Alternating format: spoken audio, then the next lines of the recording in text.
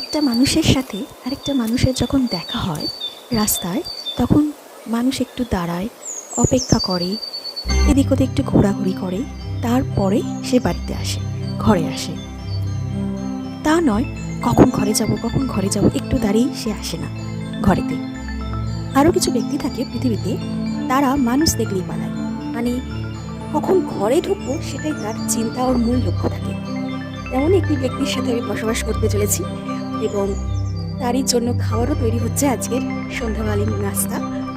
সেই মানুষটি কারোর সঙ্গে যদি অনেকদিন পর দেখা হয় বা বহুকাল পরে দেখা হয়, রাস্তার মধ্যে দাঁড়িয়ে দুদণ্ড কথা বলি, একটু অপেক্ষা করে যাই, এরকম জিনিস তার মাথায় ঘোরে না। তার মাথায় শুধু ঘরে যে কী করে সেই মানুষটি থেকে পালিয়ে ঘরের মধ্যে ঢুকে থাকবে।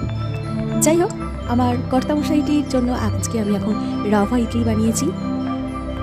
আমি অনেকদিন লম্বা ভিডিও আপলোড করতে পারিনি, তার একটাই কারণ হচ্ছে ট্রাইপডটাকে সেট করা, ক্যামেরা হ্যান্ডেল করা, তার উপরে রান্না করা, ঘরের কাজকর্ম করা, দুটো একসঙ্গে সিঙ্ক্রোনাইজেশন হচ্ছে না ঠিক করে।